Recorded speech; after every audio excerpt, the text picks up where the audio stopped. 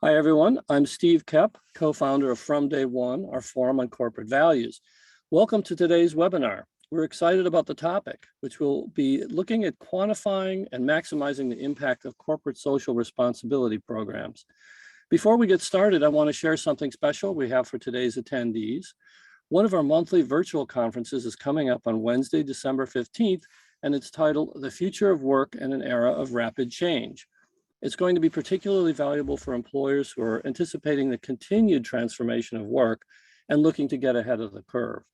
Thanks to our partners, including today's sponsor, we have some complimentary VIP tickets available for those who join today's webinar. I'm putting a link in the chat space right now. You'll want to take advantage of this one since the regular price for our conference tickets is $149, and this link will give you a free VIP ticket for the whole day's activities. Today, we'll be exploring the topic, how to remove the roadblocks to measuring and reporting your CSR impact. Quantifying your social impact progress and commitment towards your organization's goals is a crucial component for all successful CSR programs. But reporting on your outcomes is easier said than done. So you'll be joining Accelerist and us for a conversation in which we'll illuminate social impact metrics and how to report them.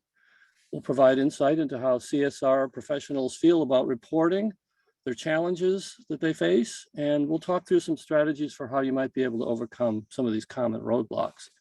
Our sponsor today is Accelerist. I'll tell you a bit about them. Accelerist empowers the people like you behind purpose-driven companies and causes to create a powerful impact quicker, easier, and with more expertise. Their proprietary platform leverages leading-edge technologies and human experts to drive strategies, broker partnerships, inspire movements, and quantify impact. Now, before we get started, a few quick logistical items. This webinar is being recorded and will be available on demand soon after the event. So you can look out for an email about that in about 24 hours with a link. That email will also have info on how you can get professional development credits for this session from both the Society of Human Resource Management and the HR Certification Institute. You can also look out for a written account of the conversation on our website at fromdayone.co. And about 45 minutes into the webinar, we'll have a Q&A session. You can submit your questions at any time using the Q&A button at the bottom of your screen. Now I'd like to introduce our speaker, Brittany Hill, the CEO and founder of Accelerist. Brittany has more than 15 years of experience in the entertainment, nonprofit, and agency sectors with a consistent specialization and commitment to purpose-driven work. Her trend-setting insights have been featured in Forbes, Huffington Post, Time, and MSN.com. Okay, with no further ado, Brittany, over to you. Thank you so much, Steve. And thank you guys for joining us today.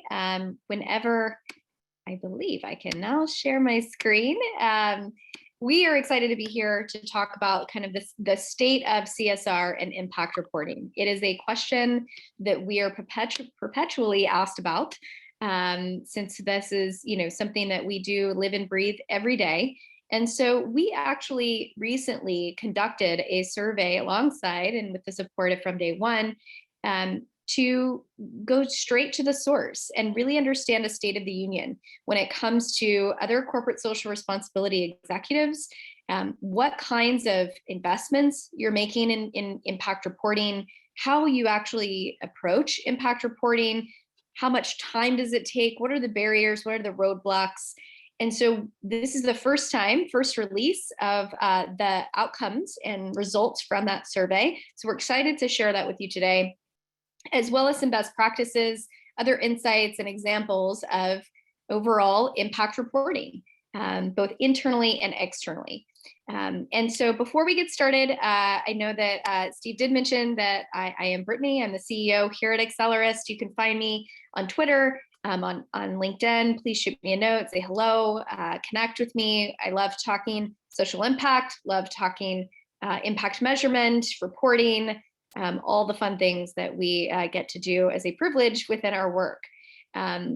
As Steve mentioned, Accelerist is a software-based platform that supports companies and causes. As it says here, partnerships between the two sectors is at the core of everything we do. So our software solutions devoted to supporting companies in particular can help you identify key issues, what social issues matter to your people, meaning your employees, your consumers. How does that align with the core values of your company from a data-driven perspective?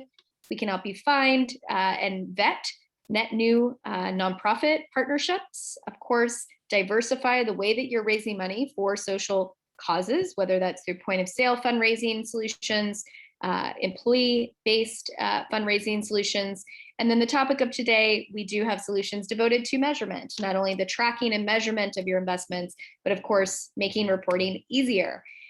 We have the privilege to work with both sides of the aisle, and we think the power is really in the beauty and the work that we do together. So we work with Fortune 5,000, 1,000, and B corporations and other unicorns that have recently IPO'd here in Austin, Texas, where we are based. So to level set, before we get into the results of our recent survey and study, we wanted to level set a little bit in terms of why is this important? Why are we now talking about reporting? Why has this become a much more important issue when it comes to not just being philanthropic as an organization, or not just committing to sustainable measures? And of course, if you're joining us today, you've probably heard, and it's part of your everyday vernacular when it comes to ESG, or environmental social governance, really the new standard when it comes to reporting our corporate social responsibility. But we really want to, if you haven't delved into and committed a lot of resources to reporting your impact, we wanted to dive into that today, right? So yes, it's always a good thing to do to support the community, to be a good corporate citizen. But now we know that it can and should have an impact on business. And by business, that can mean a couple different things. And when we talk about value of our impact, it should and could have value on your business goals, whether that's brand reputation, consumer engagement, even share price. There are direct correlations between corporate social investments and the share price, and positive share price, and an increase of that. Of course, financial value. So what is that tangible return on your investment, or a subsidized expense, when it comes to sustainability and carbon emissions, or the reduction thereof, or water reduction, or certain supply chain decisions that can actually save a company a lot of financial value.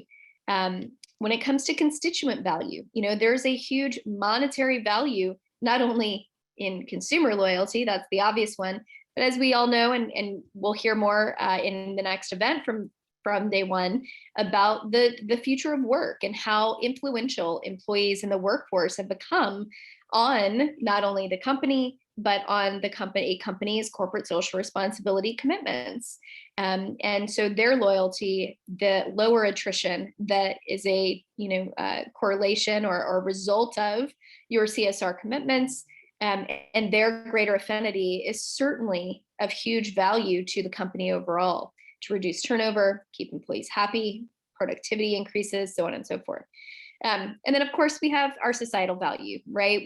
We do know, and there is an altruistic and should be a commitment from the standpoint of, corporations can make a difference. We don't just have to be profitable. We can and should be supporting different social issues in the communities in which we live and work. And so understanding what that impact is on the society can help you not only report that to shareholders, but also continue to improve and expand on what you're doing. So these are all the reasons, and sometimes we do need external validation to have these types of conversations with leadership, whether it's to convince them to expand resources in this area, in your CSR area. If you do have a dedicated team to this, that's fantastic. But to even increase the amount that you are investing from a financial or human resource standpoint. And so hopefully these slides, of course, will all be shared. The recording will be shared after the webinar today. But sometimes you need these types of kind of level set to educate internal audiences as well. So feel free to use some of this as, to your benefit. as I mentioned, those CSR investments do have a direct correlation and impact on bottom line. And here are some of those stats that you can see here from cost savings, as we had talked about, and even income generation. You can see General Mills in 2019 actually reported saving nearly $5 million and reduced its carbon footprint by 6,000 metric tons by implementing 60 energy reduction projects. So that was something that saved the money, generated less carbon footprint, and overall support of their UN Sustainable Development Goals. Brand reputation, big byproduct of CSR. Right? 91% of consumers say that they would buy from a company with an excellent CSR program. So there is a direct correlation on sales, consumer loyalty, consumer retention. 84%, some of us have seen this already, would give a company with excellent CSR programs the benefit of the doubt on the flip side in the event of a crisis. So if we do have a PR crisis, if we are confronting store closures or even Chapter 11s that we saw last year, while that was not necessarily attributed to mismanagement of a company or anything negative on the company itself, if there's a predominant CSR initiative, consumers actually will forgive some of the other kind of pitfalls or hiccups the company might find. And be able to retain customers in that way. Profitability, high purpose brands, direct again correlation here, will double their market value more than 4 times faster than those kind of low purpose brands or those that don't have a clear path to purpose, and create, of course, much higher levels of total shareholder returns in general.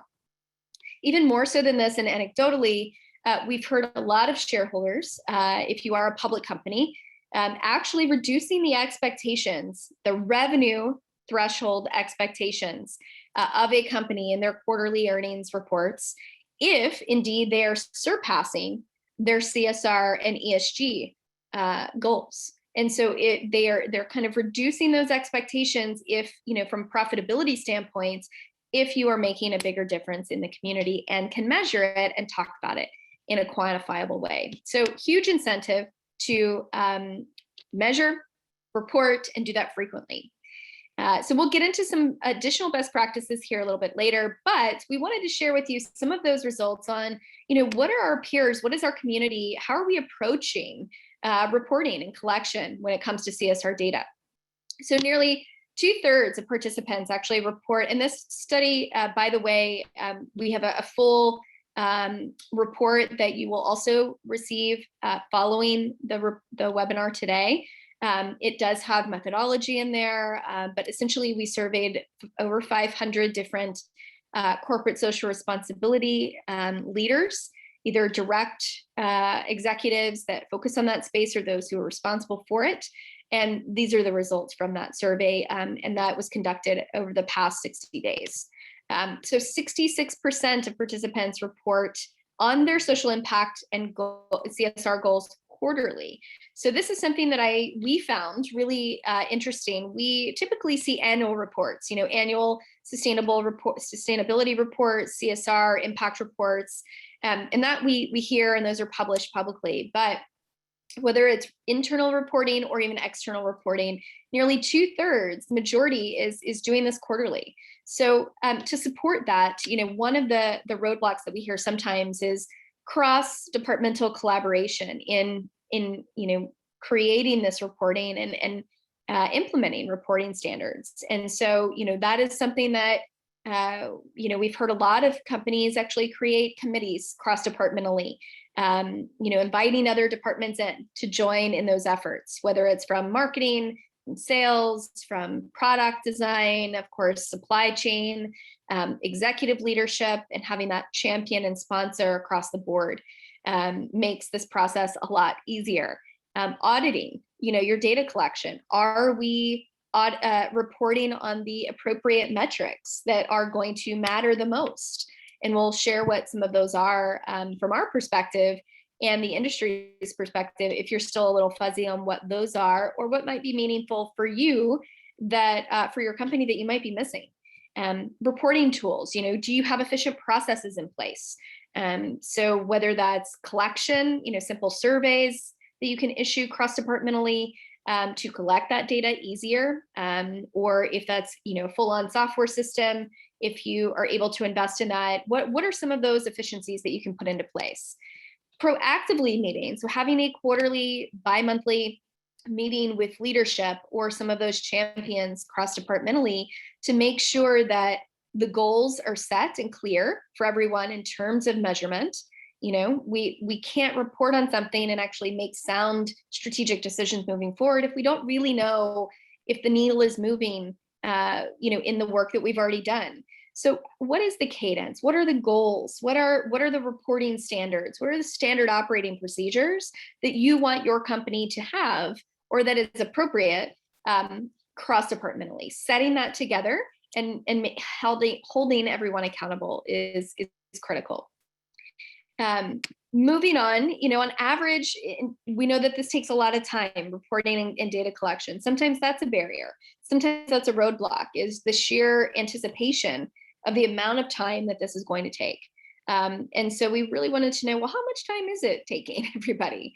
And folks said that, it takes about 2 weeks to collect all the data, which I thought was, surprisingly short in terms of collection. I've seen it take many other brands and companies much longer than that. I don't know if you want to pop in the chat what your own experience is, but once you actually are collecting that information, then translating that into a full report takes maybe another 1 or 2 weeks. So up to a month to collect and report on these metrics. Now, if you're saying, okay, but we do want to report on this quarterly, that's a lot of time. That's 4 months out of our year that we are just sheer, data collection and reporting. So thinking through what's necessary, what is a requirement? What is your minimum set of data metrics and reporting that you as a company want to commit to, maybe on a quarterly basis, and then expanding that a little bit on the annual side might make it a little bit more digestible. Some companies are even outsourcing the data collection or the reporting either to a part-time consultant or a freelancer or an agency. Do you need a full part-time or full-time employee that is dedicated solely to data collection and reporting, knowing that if you can quantify it, it can actually have a much bigger impact on bottom line. This is a business line item, then potentially that's a solution as well.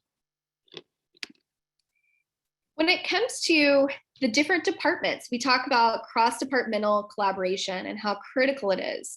Of course, corporate social responsibility has sat in many, and still does, many different departments within a company. Whether HR is leading that charge, or whether you have dedicated team members devoted to leading corporate social responsibility or social impact. We also are seeing a lot of new hires in executive leadership devoted to DEI in particular. So all of these pieces and parts, and we are mostly talking within this survey and this webinar, by the way, about the S, the social commitments. We're not talking a whole lot about the environmental or the sustainability commitments that a company is making and the measurement and reporting on that, because that is a very technical type of data collection, very technical type of reporting. That is not necessarily what we're focusing on today, but all the other stuff that falls under the S, the social part of ESG, that's who we're focused on now. And that S, is driven by and has stakeholders across various departments. When it comes to reporting, though, CSR executives are telling us that it is the responsibility. If they do have a dedicated social impact team, it is their responsibility to then be the tip of the sword to collect data and report on all activities across departments. Sometimes that's also supported by marketing, HR, leadership, and maybe some other folks as well, but predominantly happening within the social impact space. When it comes to tools, that folks are using, most of them are, we're still using Excel documents to track all of this. We do have different tools. Some of the respondents did say that they are using other tools when it comes to grant making or employee engagement measurement in different ways, from Blackbaud or Your Cause, Benevity, some of the larger tools out there when it comes to grant management, employee management. And then others, as you can see here, about 23% are working with an external agency of record, whether it's their PR agency, social impact agency, to support them in these activities. So the question we get most, I think, when it comes to measuring and reporting impact is, what do I measure? What are those key performance indicators that matter the most when reporting? We've even had companies come to us and say, my shareholders are asking us for 130 different metrics when it comes to our annual report or our quarterly earnings report as it applies to impact. And that's unrealistic. There is no way that we are going to be able to curate and collect or even have measurement tools in place to measure 130 different metrics. So what are the most important, impactful metrics for bottom line and to continue to be able to invest in making an impact? This is what some of the folks said to us in terms of what they're measuring now. Overall company spend. So maybe this is philanthropic spend in terms of, we donated $10 million last year, right? What does that spend look like? And then what's the impact of that, right? Where is that money going? What are the use of funds? What needle is that moving? Is it, $10 million feeding 10 million children that are hungry? Is it saving X amount of lands, conserving X amount of water? What are those outcomes and measurements in terms of spend versus impact? Workforce engagement and ESG goals are kind of next in line here at 56% and 54%. So workforce engagement is one of the hottest topics right now for obvious reasons. The Great Resignation is still underway. Folks are still changing jobs, moving jobs, coming out of COVID to find a better balance or more fulfilling work or a different life style in work life, the future of work and digital nomads. There's so much going on in the workforce right now. And so keeping and engaging your employees in your workforce to lower attrition, lower turnover, keeping them involved and loyal and fulfilled and feel like they're contributing to not only the bottom line, but to the greater good is a huge importance, obviously. Right under that is ESG goals. So as part of the goal setting and different SDG targets that you might have, if we are looking to reduce or get to zero emissions by the year 2040, those are those big lofty ESG and SDG goals. So that's something that is clearly being reported, especially from the Fortune 5000 companies and those public companies that are now being required by a lot of their investors to do so. Consumer engagement. So consumer engagement, and then of course loyalty as well. Are consumers engaged and understand our CSR commitments as a company? Do they align with what matters to them? They're going to support brands and companies that have a vested interest in and support things that matter to the consumer. And so that is something that is obviously translates directly into revenue in terms of consumer engagement and loyalty. So direct line item there. Brand reputation, also something they're measuring as part of and as a byproduct of CSR. Do people feel better about us? Do they feel more trusting in our brand? And then of course, loyalty overall from a customer and an employee standpoint. Now, you might also look at a couple of other metrics. We actually, through our own system, and you can actually download this if you're familiar with the CECP. If you go to the CECP website, they have recommended guidelines when it comes to additional metrics, not 130, but additional metrics across the entire CSR landscape. Again, in the S part of the landscape, when it comes to maybe what you should be or could be collecting and reporting on. Things like total giving, cash or non-cash. Overall, what we would call good beyond giving, overall workforce engagement. How much did our employees give? What were the types of funds that they raised? Did they volunteer? What kinds of volunteering did they participate in? What percentage of our workforce actually engaged? Constituent engagement, are your executives involved? Are your vendors involved? Are family of brands involved? When it comes to overall social value, working with those nonprofit and community partners to understand impact and require that type of reporting is critical for your own reporting, right? So overall, impact on community, mission advancement. How much better did we move the needle? How much more did we move the needle this year than last year by way of our support? If we donated 5 million this year and we donated 1 million last year, what did that do to children's health or animal welfare or whatever the case may be? What does that impact look like? Is it from a geography perspective, local, national, regional? What are those overall SDG goals, sustainable development goals? Did we hit them? Did we reach them? How does that align with our targets, our indicators, if you're measuring those? And then, of course, business value, brand reputation, overall media impressions and media reach, brand perception, brand trust, and then bottom line impact here, which is kind of the highlight of, did we drive more sales with this promotion or this commitment or this ad campaign that was focused on equitable rights? Did our sales spike?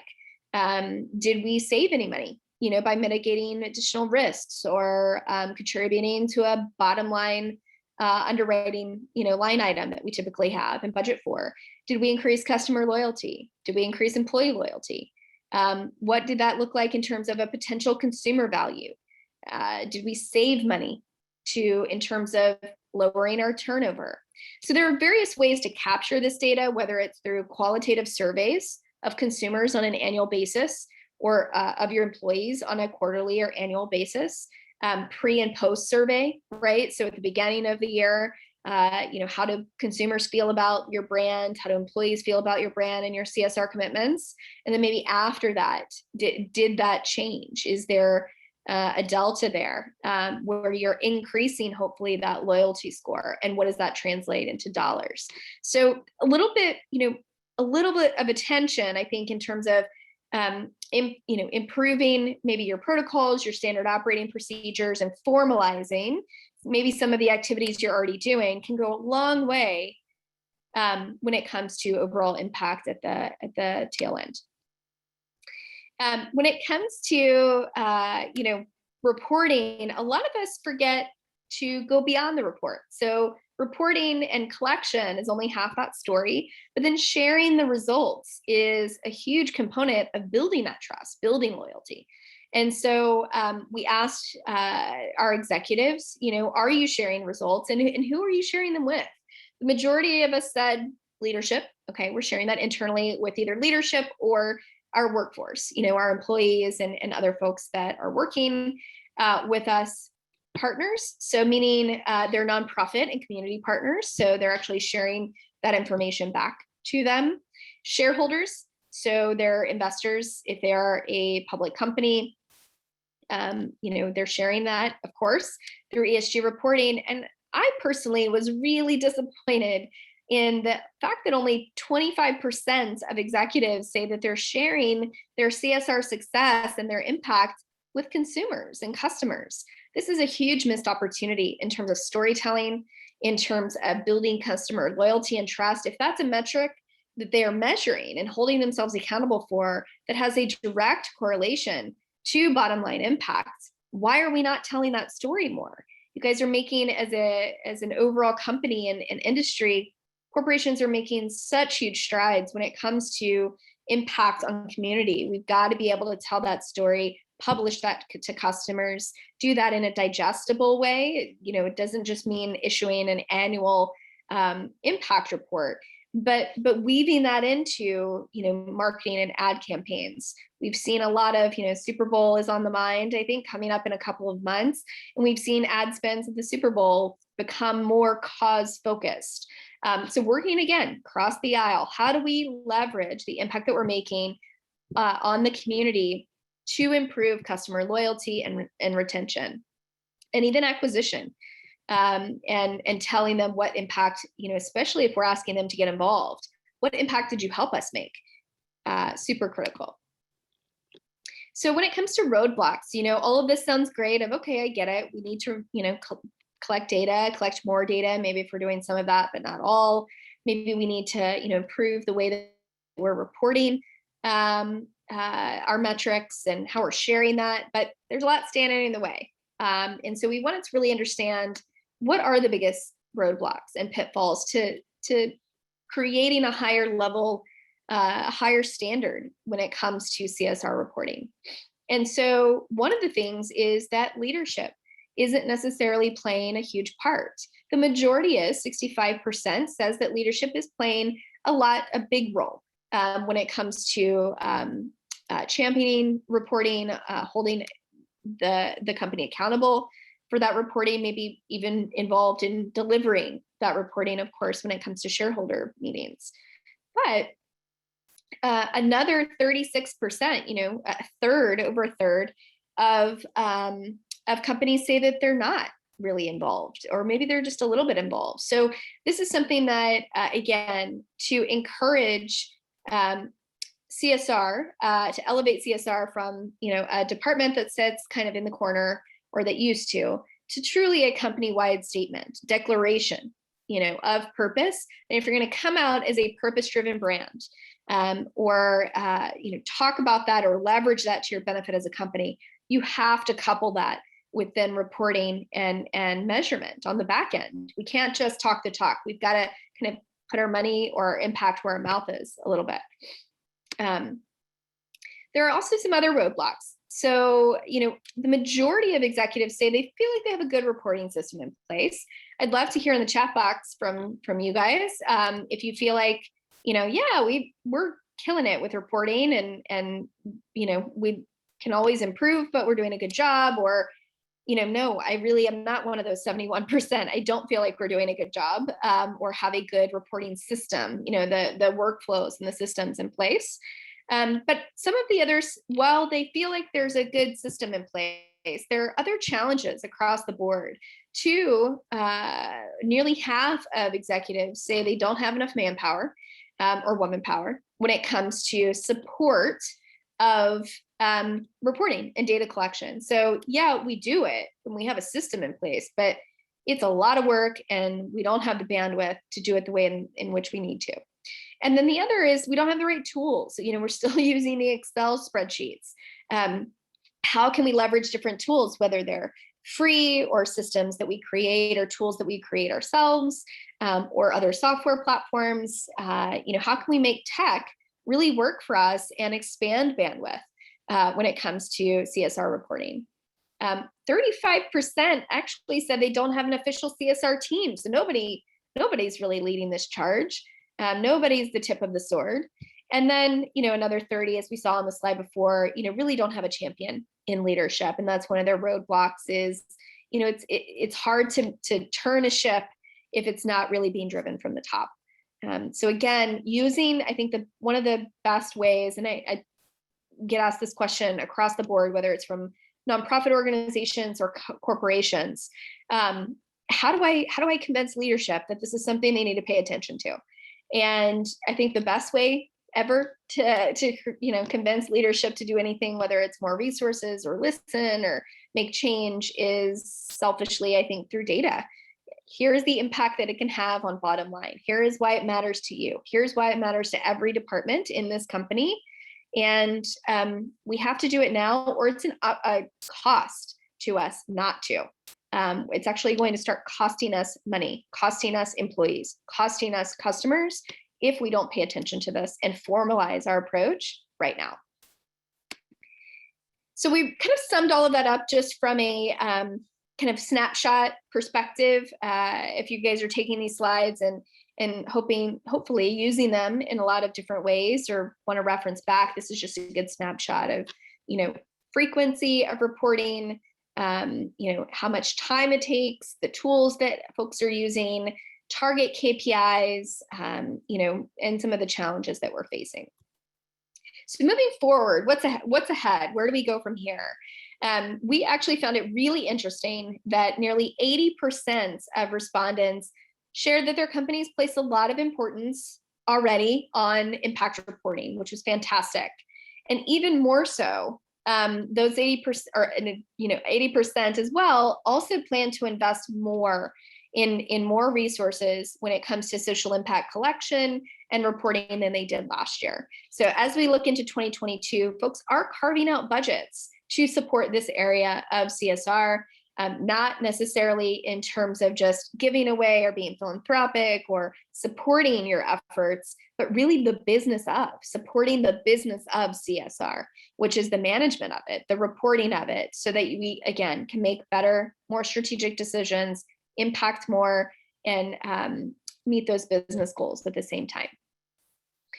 So we wanted to provide a couple of examples. Again, we get asked all the time, well, that's great information, but who's doing it well? Who's killing it when it comes to social impact reporting? So we wanted to provide a couple of examples. And before we do, I think, there might be a few, I think a lot of companies joining today, maybe also some nonprofit organizations. I think it's really interesting to look at this from both sides. If you are a company, of course, what your peers are doing is a way to show, again, leadership, your teams, create a standard of excellence. But if you are a nonprofit joining, this is what your partners, your funders are requiring. This is how they are reporting. And you can kind of look at these to see what role can I play when it comes to CSR reporting. So we try to kind of look at a cross-section of a few different types of industries, different sized organizations, different social commitments, types of commitments, to give you a good cross-section of a variety of different types of reports. There's not one size fits all, this is the go-to, but you can see there are some common themes in terms of structure, KPIs that are being measured and reported, as well as the frequency.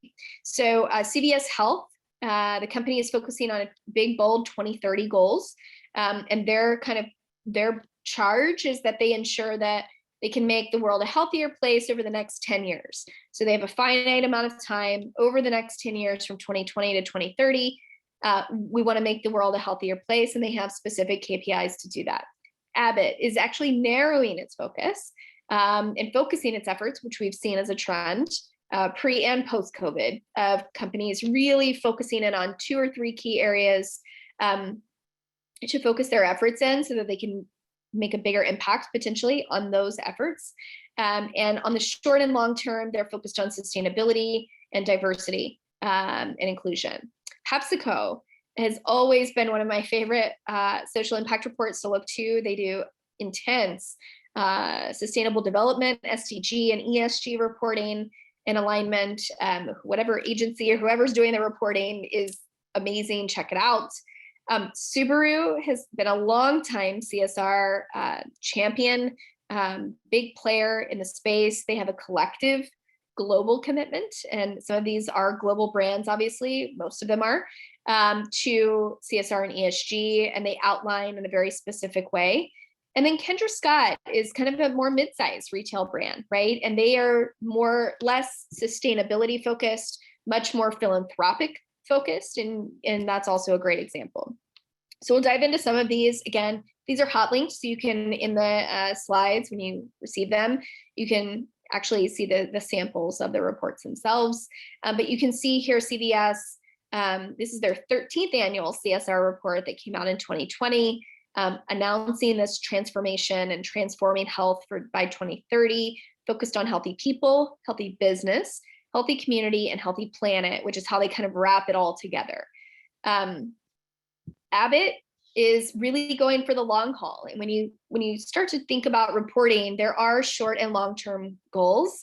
When you are goal planning from a CSR perspective, there certainly are things that you can measure, even on the sustainability front, that's more short-term impact driven.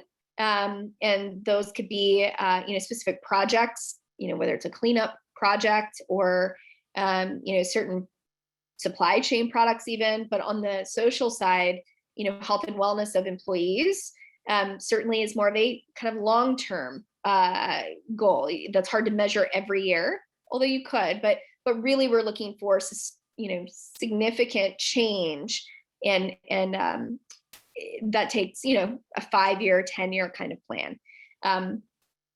They also publish a global sustainability and diversity report, so you can check that out as well. And that really pulls in the DEI planning and reporting that we've seen, really skyrocket over the last 2 years and become much more of a focus in all of the impact reporting that we're seeing on the market. PepsiCo is definitely, focused on sustainability, of course, by the nature of their business.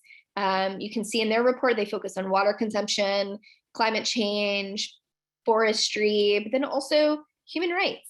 And, they work within the Global Reporting Institute's framework and, general sustainability metrics as well. And they, have published this over the last 11 years and actually show that kind of, longitudinal impact that they've made over the past 11 years as well, which is really interesting.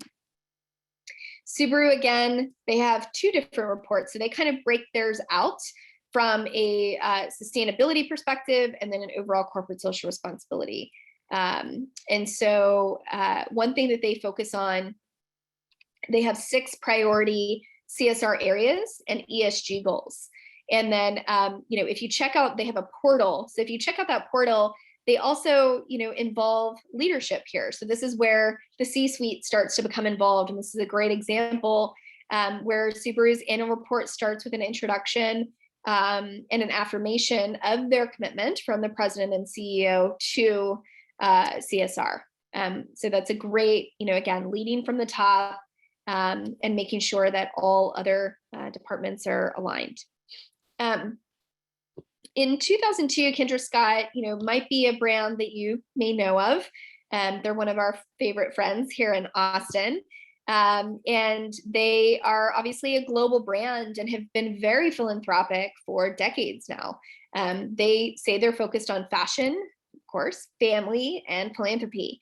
And so they have a variety of ways that they support philanthropic issues and social issues. They take a percentage of their sales every month and devote that to a different type and cause and organization of the month, whether that's at e-commerce or at point of sale in store. They do a lot of local community support. They have a commitment to women's rights and women's education and access to entrepreneurship by supporting local, women entrepreneurs here in Austin and throughout the world. So a lot of different initiatives that are focused in general around health and wellness, education, and community health.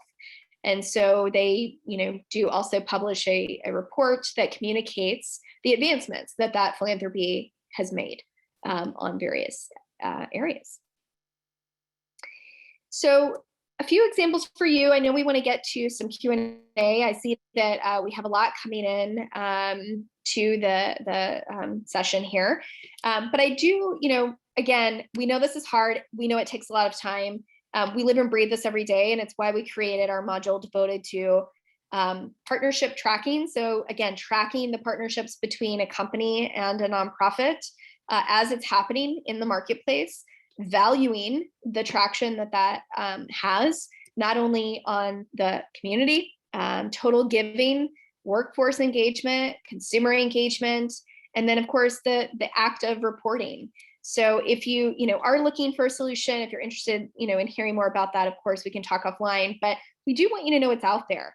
I think sometimes it seems really overwhelming, the amount of information, the amount of data that is required, and it kind of seems like a lofty goal, but it can be turnkey, it can be efficient, and it can be extremely impactful to quantify that, to help you guys as companies make better business decisions, make better philanthropic decisions, and again, impacts the community more, make a greater impact on bottom line, and really know what that impact is truly. So with that being said, Steve, I think we might want to open it up for questions. That sounds like a great idea, Brittany. We've got a bunch. And by the way, folks, you can continue to add them until we come to the top of the hour. So feel free to, if anything has prompted your curiosity, send us another question. I'll start with this one. This attendee says, I have a small team with limited resources, so I can't measure everything I'd like. What do you recommend I focus on for my own CSR reporting? Yeah, I think four things are probably the most critical. One is total investment, right? So, which is probably the easiest thing to measure. The impact of that investment, and that's working and sourcing directly from the causes that you are supporting. And so, how many, like we said earlier, how many people, planet, animals, what did this do? How many in terms of volume? And then if you can get a change in mission, how much, again, did we move the needle? Those are some good metrics when it comes to impact. And then the two other areas I would focus on are workforce engagement and customer engagement. If you can get to loyalty, even better for both. And I see another one of the questions is, what's the difference between consumer loyalty and customer loyalty? They're the same. It was a typo. And so, Okay. And so when it comes to those two, you got to measure those constituent, metrics. So impact, investment, workforce engagement, customer engagement.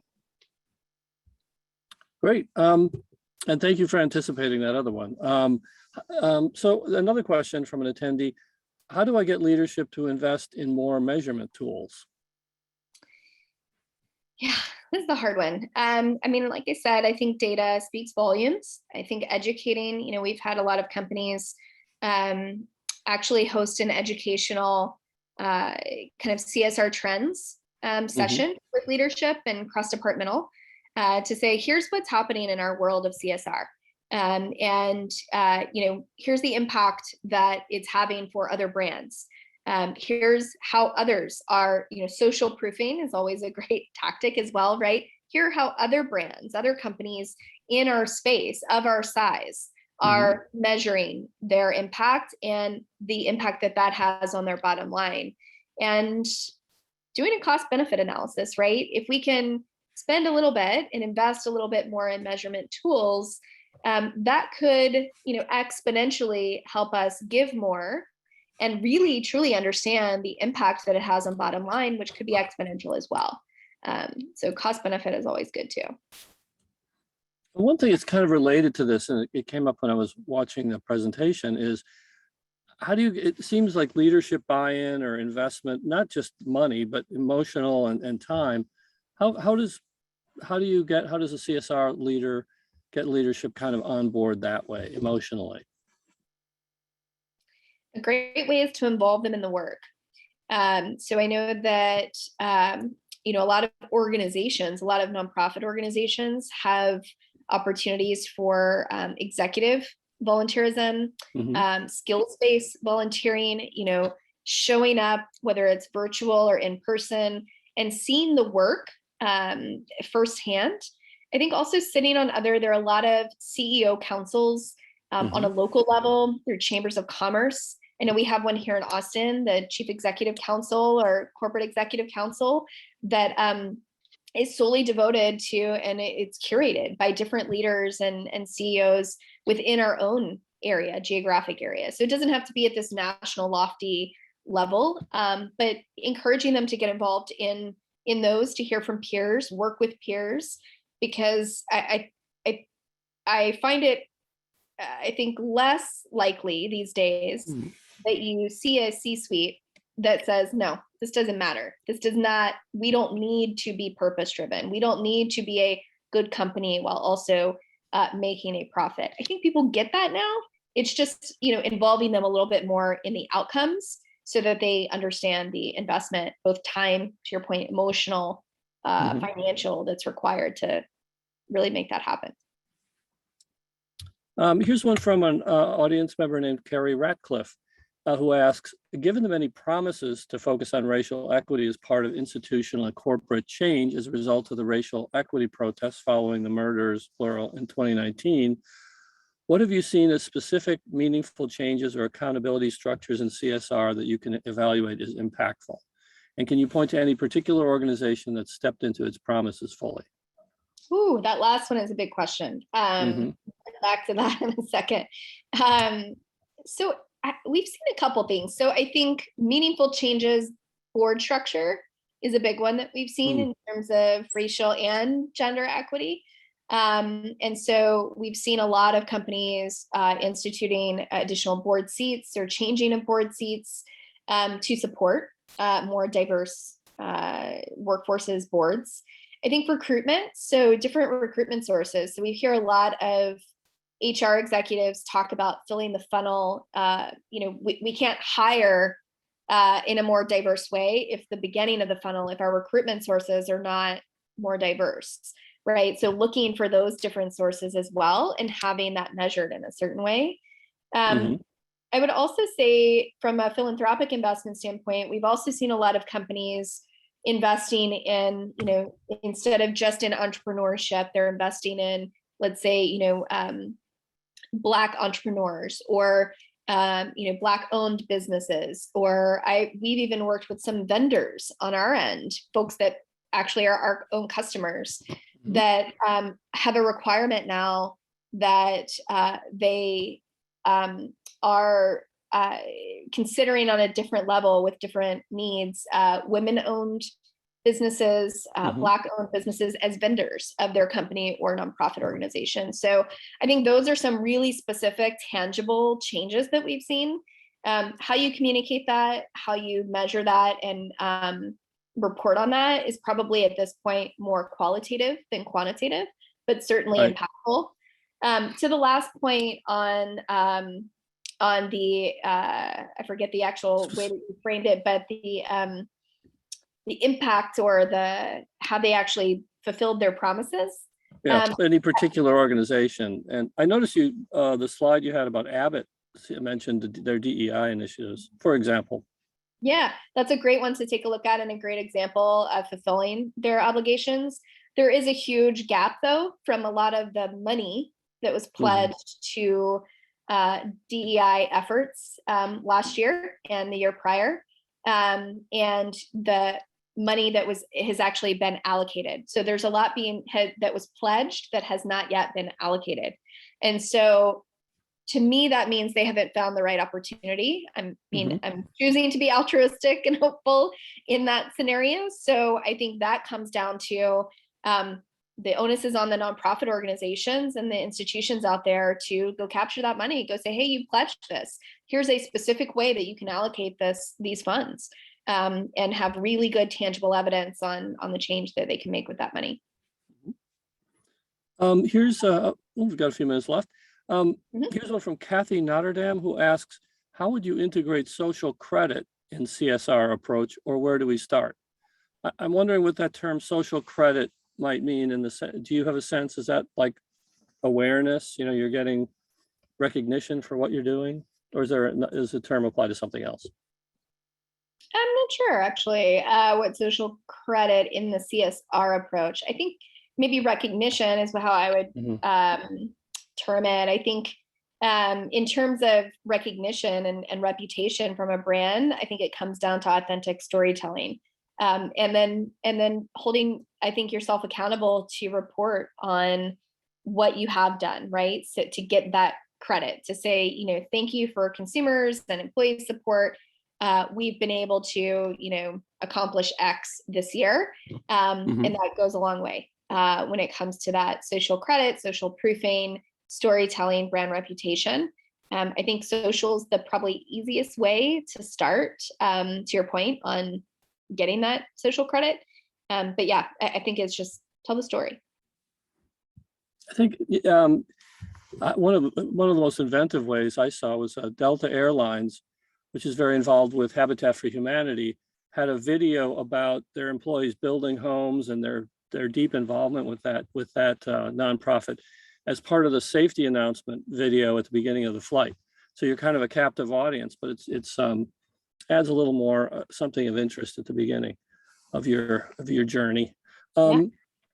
Another question from an attendee: in your opinion, who should I be sharing my CSR reports with, and how often? Well, I think everybody. I think you should share with. I mean, you're going to go through the trouble to, if you're going to go through the trouble to collect and report on it, I would share it definitely with your customers. Again, the infrastructure and the format in which you share it is probably different for each audience, but definitely your employees, definitely leadership. If you have shareholders or a public company, definitely those.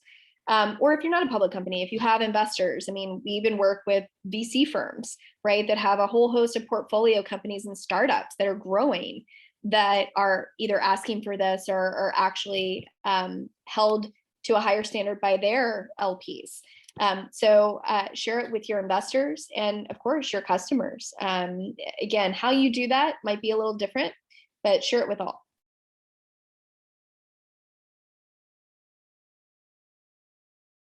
I think we have time for one or two more. Julie Marie in the audience asks, with impact metrics deepening and expanding at the same time right now, what resources or info channels do you recommend for staying connected with peers in today's quickly shifting landscape? Oh, well, From Day One is a great one, a great resource. Oh, thank you.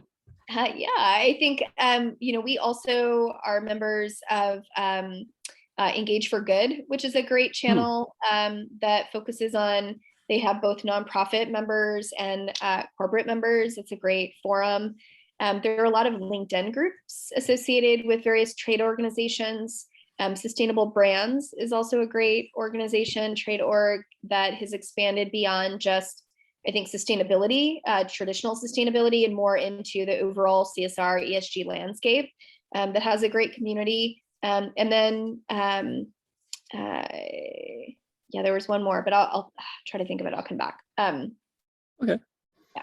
I think we have time for one more question. And we couldn't help but ask this question in the midst of the Great Resignation, which is about the constituent value of CSR programs, which you mentioned earlier.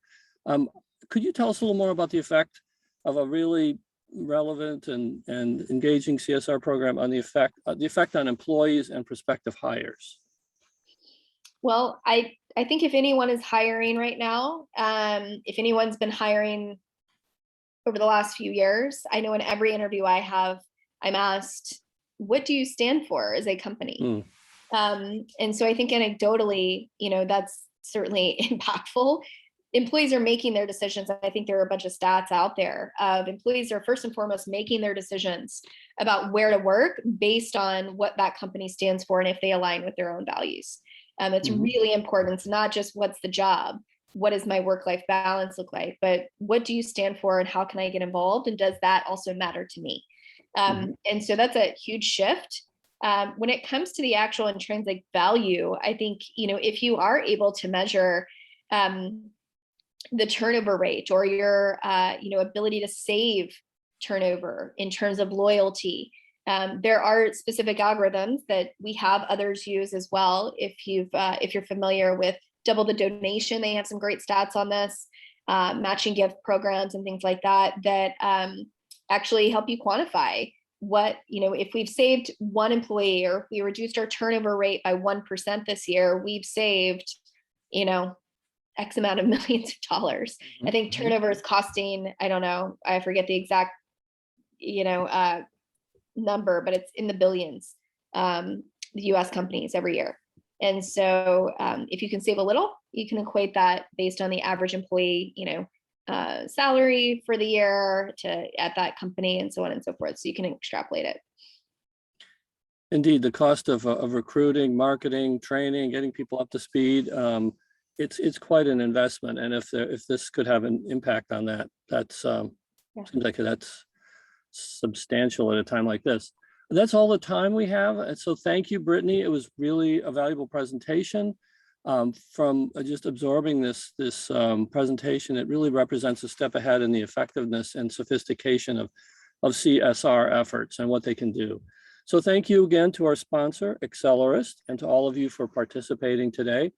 If you'd like to join us for more virtual events, you can head to our website at fromday1.co and check out more of our upcoming webinars. I'll mention a couple of them. This Thursday, December 2nd, we'll be talking about supporting families with family forming while managing costs. On Tuesday, December 7th, our topic is financial well-being solutions for employees of all income levels, hourly workers, executives, and everyone in between. And our next monthly virtual conference is on Wednesday, December 15th, which is about the future of work in an era of rapid change. Thanks everyone for joining us. Stay well.